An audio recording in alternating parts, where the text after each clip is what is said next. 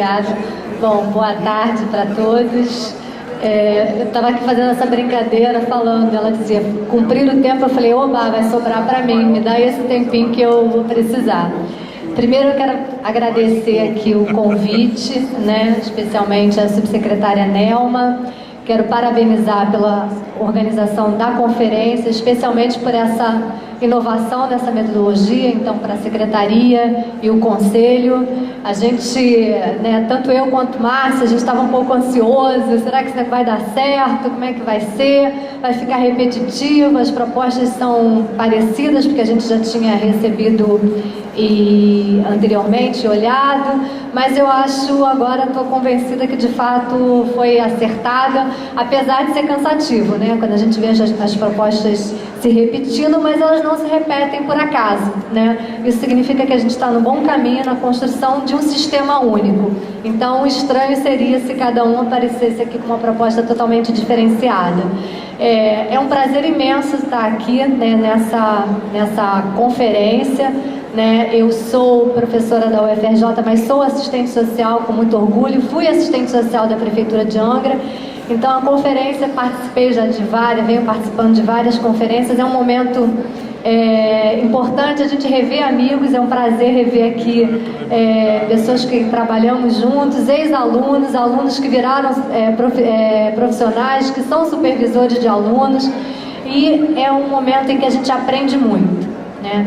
Então, colocar aqui para a universidade, eu me sinto totalmente contemplada com a provocação ali do Bira em relação à universidade. Pontuei várias questões aqui, que eu acho que a universidade tem um papel fundamental, porque é ela que prepara, né, o profissional. Então, na formação, a base de tudo está na formação. Então, quando a gente percebe esse distanciamento que a universidade se coloca, e aí eu posso falar particularmente da minha, né, mas que vejo que infelizmente não é exclusivo, em relação a todos esses avanços da própria política de assistência nos últimos anos, quando a gente acaba tendo um currículo que é anterior, né, e que não contempla. Então, eu acho que quero aproveitar aqui a oportunidade e também colocar para a plenária que nos provoque mais, né, que cobre da universidade o seu papel de estar mais presente. A gente gostaria de ter uma conferência dessa, por exemplo, mais professores que ministram disciplinas, especialmente disciplinas de política de assistência social, né, mais perto, e a gente não observa isso. Então, acho que é importante essa questão, né, que até foi colocada aqui na parte da manhã, né, dessa relação da teoria e da prática. A universidade tem um papel fundamental na formação e na formação continuada, né? Então, se a gente entende, né, que a sociedade é dinâmica, que a sociedade muda, né, que a política tem que acompanhar essas mudanças e responder a essas demandas que são colocadas pela sociedade, a formação tem que ser um processo continuado. E a gente percebe aqui em todas as regiões, na parte da manhã e na parte agora da tarde, que colocaram questões da qualificação, da capacitação dos técnicos. Isso é uma questão recorrente, e quando a gente está colocando a questão da capacitação, a gente tem que trazer as instituições de ensino para esse debate, né? Porque quando a gente está falando da capacitação, quem capacita quem e capacita para quê, né? Então, isso tem que estar colocado. Nessa questão aqui, eu acho que pensar, né, diante de tudo que foi colocado, quando a gente ficou pensando nessa questão da metodologia, e isso aqui é uma mesa que antecede agora o trabalho dos grupos e que vão debater sobre as propostas sistematizadas nesse caderninho que vocês receberam, e que cada eixo tem a tarefa de levantar, de apoiar, de votar 10 propostas para ir para a Conferência Nacional. Então, o que eu percebo, né, então, com um papel aqui de que mais confortável, até porque não sou gestora, então não estou na gestão, então me permito estar pensando um pouquinho, problematizando em cima do que foi colocado, é justamente a gente pensar como transformar, né? Porque várias questões que foram colocadas aqui em termos de propostas, elas estão muito genéricas. Então, quando a gente também tem uma proposta genérica, aumentar o percentual tal, mais recursos para tal, a gente acaba não concretizando. Então, a gente precisa também começar a pensar lá no grupo, na hora de votar na proposta, na viabilidade daquela proposta e como transformar quais são os passos para transformar aquela proposta de fato numa ação concreta. E aí, nesse sentido, eu acho que a gente tem que pensar, né, que a proposta ela também vai ser discutida na CIB, na CIT, como é que a gente faz isso voltar, porque senão parece que a gente está aqui numa conferência onde a gente tem os gestores, onde a gente tem os usuários, onde a gente tem os prestadores de serviços e que a proposta é para o outro, não é para a gente, né? Mas as propostas são para, né, parcela daqui executar e implementar, né? Então, partindo aqui do primeiro eixo, eu acho que financiamento ele é um eixo transversal, né? Tudo que foi colocado em relação a todos os eixos, para se viabilizar, é preciso pensar na questão do orçamento. Então, quando a gente vai colocando proposta, porque, claro, e nós, né, claro, a gente sempre quer sempre o melhor, a gente vai propondo, mas a gente tem que casar o que a gente está propondo com a questão do nosso orçamento. Acho que é viável, a gente tem que brigar por mais orçamento, mas aí, olhando lá na sistematização, o que aparece, né? Então, a questão do orçamento, ela é central, e nesse sentido, aparece várias vezes, né, no consolidado também, muitas propostas em relação à questão do aumento do percentual, né, como foi colocado aqui, de 5, de 10, de 15, e aí uma questão para a gente pensar, né, por que é importante definir um percentual? Ele já apareceu aprovado em várias outras conferências, né? Então não é a primeira conferência, a gente vem repetindo essa coisa do percentual para assistência em várias conferências. Por que isso não se viabilizou?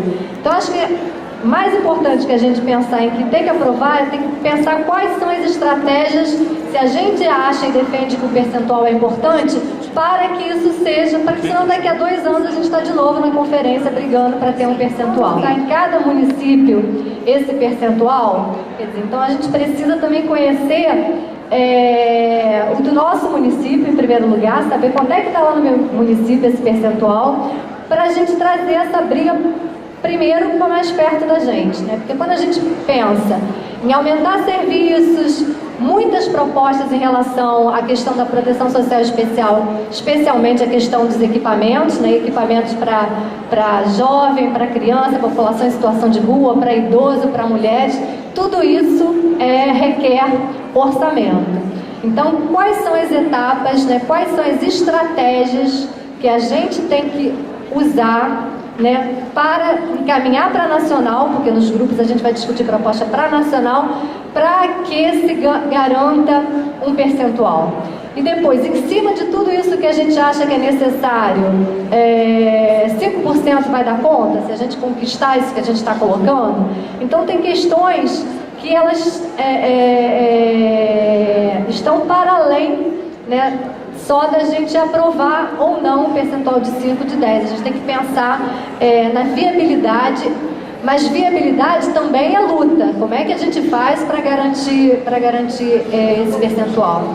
Aumento de per capita também é a mesma coisa, parece questão do aumento, de aumentar a per capita, aumento a per capita tem impacto no orçamento. Então qual é o estudo que a gente, se a gente está falando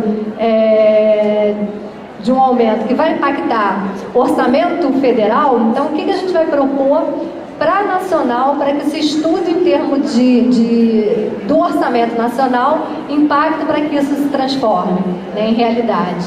Também aparece nessa questão do financiamento propostas, vocês vão ver no caderninho, ainda de fonte de recurso para assistência, e aí vem a questão de recurso do imposto de renda, de recurso de multas, de recurso dos royalties do petróleo, e aí a gente tem que saber o que isso, qual é a viabilidade disso. Eu acho que a gente tem que brigar para que se cumpra o que está garantido lá no artigo 195 da Constituição, quando fala no orçamento para a Seguridade Social. Outra questão importante também, a questão que também é transversal, é a questão da publicização, né? Então, como divulgar e publicizar as ações, que aí não tem a ver só com orçamento, mas também. Então, como transformar né, porque a publicização hoje isso já está garantido, isso é lei, né? Então tem a questão do portal da transparência, no termo federal, mas como que a gente transforma, né, aquilo que está lá codificado, aquela linguagem em uma linguagem mais simples, né? E isso passa por todos os serviços, né? Como divulgar, porque informação é ação e é direito. Eu sempre falo com meus alunos como é possível reivindicar um direito se eu não sei de sua existência. Então, às vezes a população não conhece e não reivindica um direito que está assegurado porque ela não tem informação. Às vezes a gente acha que basta um panfleto, né, uma propaganda e que isso já foi introjetado. E na realidade a gente sabe que não é assim. Esse processo também se repete conosco, né, equipe técnica. Então a qualificação que também vem passando aqui, às vezes a gente vem para um curso de qualificação, mas a gente chega no nosso município, no nosso local, a gente não reproduz para os nossos técnicos, porque na correria do dia a dia não dá tempo, ou a gente leva o material e passa para o técnico e aí acha que aquilo é suficiente, e às vezes o técnico não se sente suficientemente conhecedor daquele programa, então ele tem dificuldade também de divulgar e de passar aquele programa para o usuário. Então isso é um problema recorrente. Então publicizar, dar transparência, isso também requer passos. Então, o que a gente quer dar transparência? É o orçamento todo? Quais são os serviços? O que é preciso? Quais os serviços que a gente tem e que estão sendo pouco acessados por falta de conhecimento? Então a gente precisa pensar em que etapas que a gente vai fazer, como que isso vai tornar público. É fazer cartilha, é fazer campanha, é botar no rádio, é fazer reunião. Então são essas passos que eu acho que a gente poderia pensar.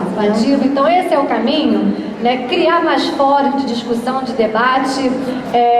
A gente tem já vários fóruns de discussão, vários conselhos, e às vezes esvaziados. Então o caminho é criar mais ou é fortalecer o que já existe. Eu acho que a questão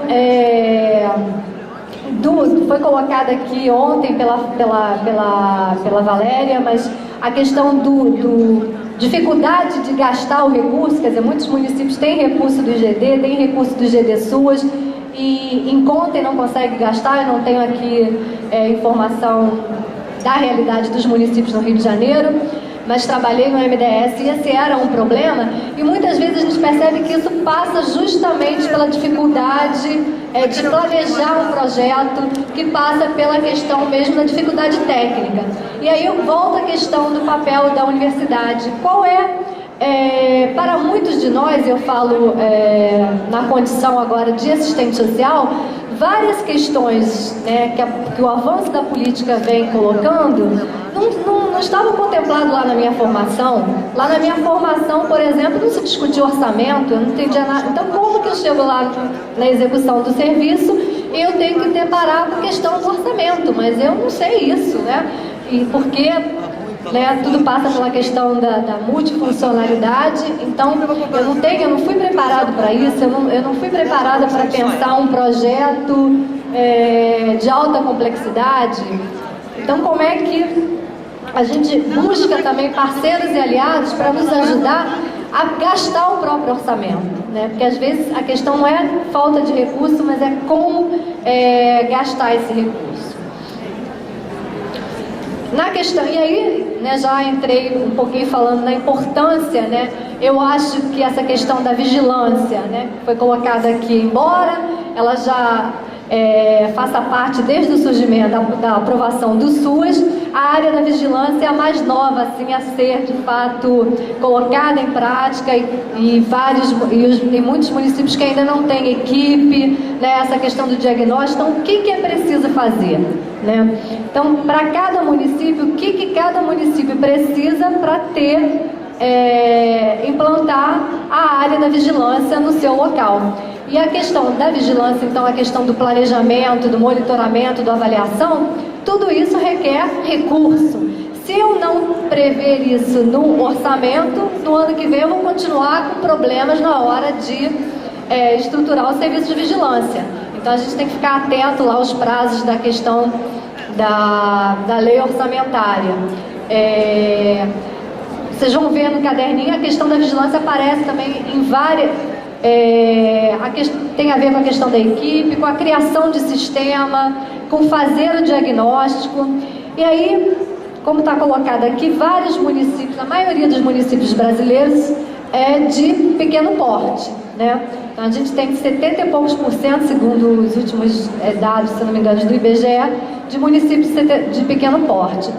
Então, até também essa questão do diagnóstico, a quem cabe fazer o diagnóstico? É a área da assistência social? Ou a área da assistência social cabe se articular, buscar instituição de pesquisa, ensino, para contratar, sei lá, fazer parceria para que eles façam o diagnóstico? Porque senão a gente traz tudo para dentro da área da assistência social. Então tem que fazer diagnóstico, é a assistência que faz, tem que fazer não sei o que, assistência. Então o que a gente tem que também separar é o que a gente tem que fazer, articular para poder garantir.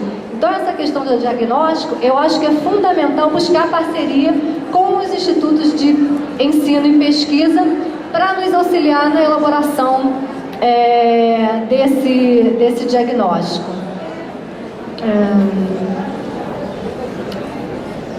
O que mais que coloca aqui? Outra que também foi colocada, a questão de que para a vigilância a questão da busca ativa é importante, e aí é recorrente também a gente falar que não tem carro, não tem equipe, então tudo isso tem a ver com a questão do orçamento. Então o que eu preciso fazer para ter um carro? O que eu preciso fazer? Aí eu consigo o carro, mas o carro não tem gasolina, não tem um motorista. Então tudo isso é preciso que um planejamento, um levantamento prévio, quais as etapas, né? Porque senão a gente acha, quem é que tem que financiar o carro? É o MDS? É o MDS que financia o carro, mas e depois? Aí vem o carro e não tem o funcionamento. Então é só chamar a atenção para essas questões do que é nosso, do município, o que a gente reivindica do Estado, o que a gente reivindica da nacional, né? E o momento de uma conferência é importante nesse sentido. No eixo 3, gestão do trabalho, aparece também em muitas propostas a questão do plano de cargo, carreiras e salários, né? Então, para colocá-lo de acordo com... se cumpra o que está colocado na NOB RH, mas quando a gente fala que se cumpra quem? Que se cumpra os municípios, então cabe lá o município. Que se cumpra o Estado, então a incorporação de outros profissionais que não estão contemplados na tipificação dos serviços e que fazem parte. Agora, isso tem que ser de acordo, se é para nacional, com o que acontece em um número mais global. E não, mas lá no município tem um profissional, né? Então tem que ter dados que são... o que é muito particular de um município, o mesmo município pode regulamentar. Em relação à questão do cargos e carreira, vem junto a questão do concurso, que já foi também bastante levantada aqui, e aí a questão do concurso impacta na questão da lei de responsabilidade fiscal, e aí os municípios têm que repensar também a questão de como lida, por exemplo, nesse percentual, né, com os cargos comissionados, porque a gente pode fazer concurso e nomear os cargos comissionados, por exemplo. Por que cargo comissionado, né, a gente tem essa relação? Então isso é importante, mas é importante também realizar concursos públicos com salários dignos, porque o que a gente vem percebendo é que muitas prefeituras fazem concurso público sim, mas o salário do profissional é muito pequeno. E aí o que acontece? Aí o profissional tem que trabalhar em 2, 3 municípios, e isso tem, obviamente, um impacto... Obrigada. O impacto na qualidade do serviço, porque se eu tenho que trabalhar em 3 lugares, né, eu também sofro esse processo, né? Isso impacta no próprio serviço, isso impacta na qualidade, nos dias, né, na jornada de trabalho, então isso é importante.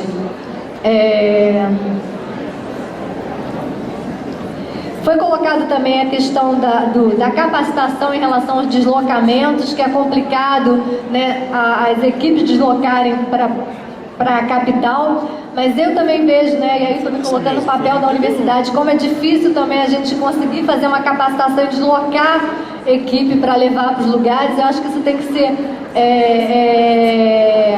uma provocação mesmo, né, que coloque para as universidades seu papel, porque quando me vejo agora tentando pensar uma proposta dentro da lógica para encaminhar, participar do edital do Capacita SUAS, e não consigo professores que se disponham a ir fazer a capacitação fora da região metropolitana. Então isso também é muito complicado. A capacitação versus rodízio nas equipes, né? Então a gente tem um rodízio na equipe muito grande, então é eterno recomeçar. Eu estava brincando ali, quando você tem um técnico que ele... Ai, Jesus, ela está só me mostrando os papeizinhos, ó. Aqui no eixo 3, ela já me mostrou o papelzinho do 5. Quando a gente tem o técnico que se destaca, ele já é puxado para uma outra função, aí aquele serviço que ele começou a implantar uma qualidade, fazer a diferença, começa de novo.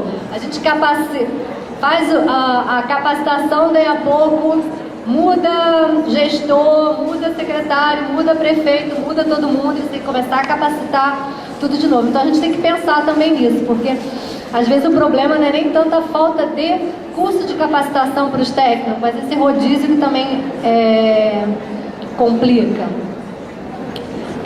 No eixo de gestão dos serviços, está muito recorrente e que tem a ver com a questão do financiamento, a questão da proteção social especial. Eu acho que não é por acaso, né? Nos primeiros anos do SUAS houve um investimento maior mesmo em consolidar a proteção social básica e os CRAs.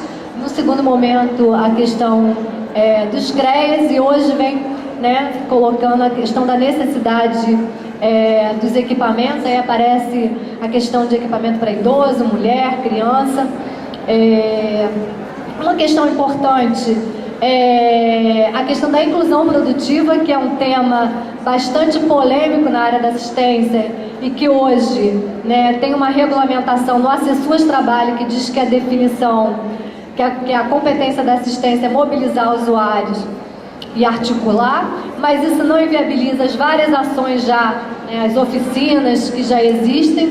Então, como é que a gente trabalha com essa questão, né? Então, pensar se essas oficinas, para ser inclusão produtiva, tem que incluir produtivamente. Então, se ela tem um papel na melhoria da autoestima, na articulação, no trabalho de grupo, como que a gente tipificaria isso, classificaria isso, por exemplo, dentro do censo SUAS, né? Isso é importante. Eu acho que a gente tem que pensar a proposta nesse sentido. E uma outra questão que coloca, que eu acho que a gente tem que pensar, que é a proposta que levanta a questão da qualificação como condicionalidade, né? Para a questão da transferência de renda. Então, chama atenção para isso, quer dizer, a qualificação não pode ser... Primeiro que o tratamento da condicionalidade não pode ser um tratamento de punição, né? E sim de acompanhamento, e sim de estímulo. Mas quando a gente coloca a capacitação como condicionalidade, a gente tem que pensar em questões que estão junto com isso. Primeiro que se a gente coloca como condicionalidade, a gente tem que garantir, não é isso? Então tem que garantir para todo mundo. Então, e aí esse é um problema. Outro é também a gente pensar que basta a qualificação, né? Então a gente tem que ir para além da qualificação, porque senão a gente retorna com um problema. A gente ofereceu a qualificação e aí o usuário se vira aí para se inserir no mercado de trabalho.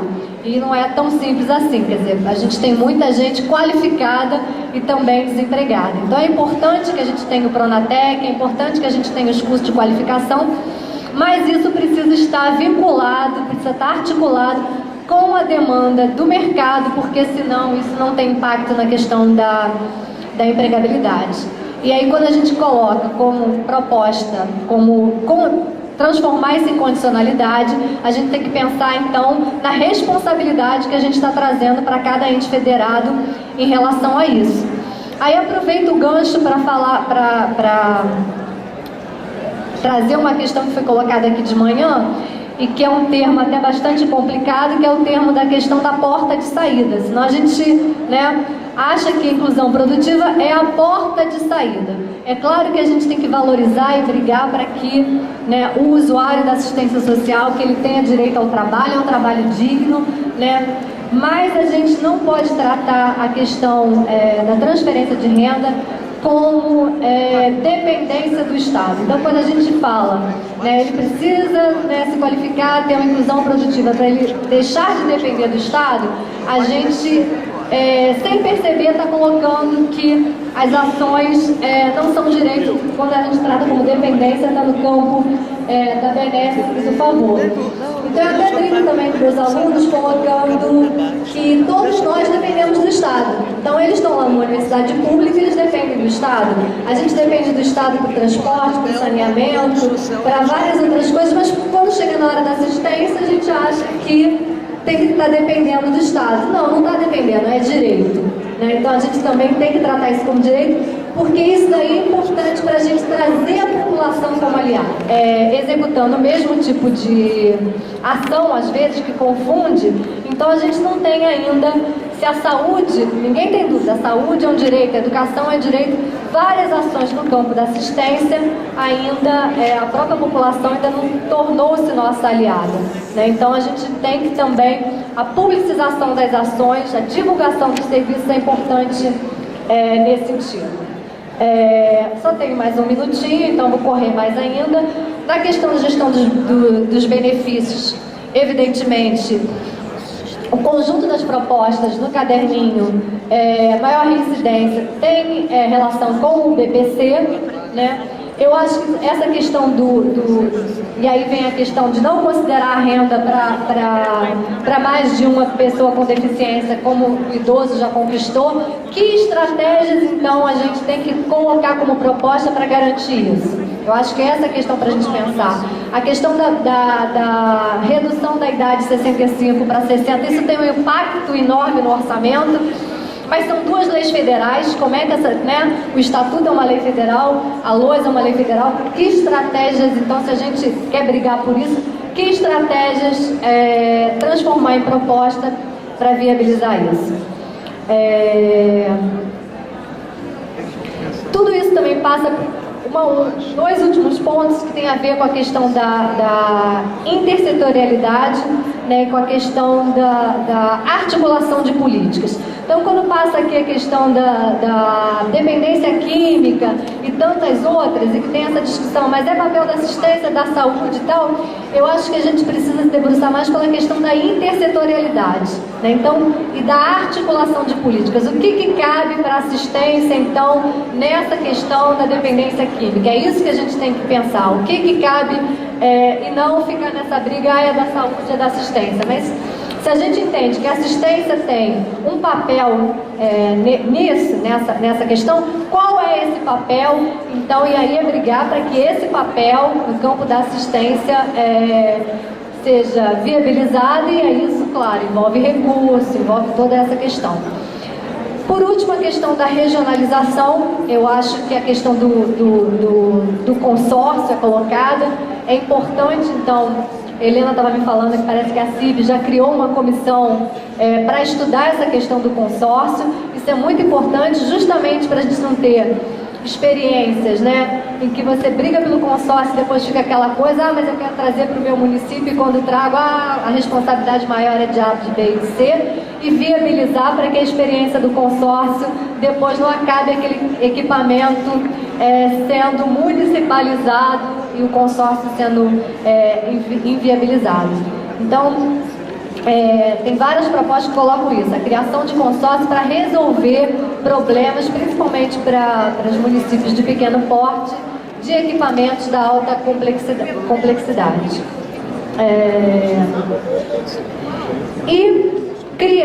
Por fim, eu não tinha outras questões aqui, mas enfim, a gente no debate pode colocar um pouquinho mais. Eu acho que a questão de criar fórum regional, já falei, e preservar, é importante, então, nessa questão da regionalização, de preservar a característica dos municípios. Mas quando a gente fala de regionalização, a gente também tem que estar atento para a questão, por exemplo, dos municípios grandes, né, São Gonçalo, o próprio Rio de Janeiro, em que a questão da territorialização ela também é importante. Quando a gente pensa na regionalização, né, dos serviços hoje, que às vezes você tem um equipamento mais perto, né, e se o beneficiário tem que ser o usuário, às vezes o equipamento que é mais perto da casa dele é do outro lado da rua e o outro lado da rua é outro município e aí ele não pode acessar, ele tem que ir para um equipamento que é mais distante. Então, só que as prefeituras, o orçamento é distribuído, pensado em cima do quantitativo de municípios. Então, como resolver essa questão? Eu acho que esse é um grande desafio para pensar a questão da regionalização.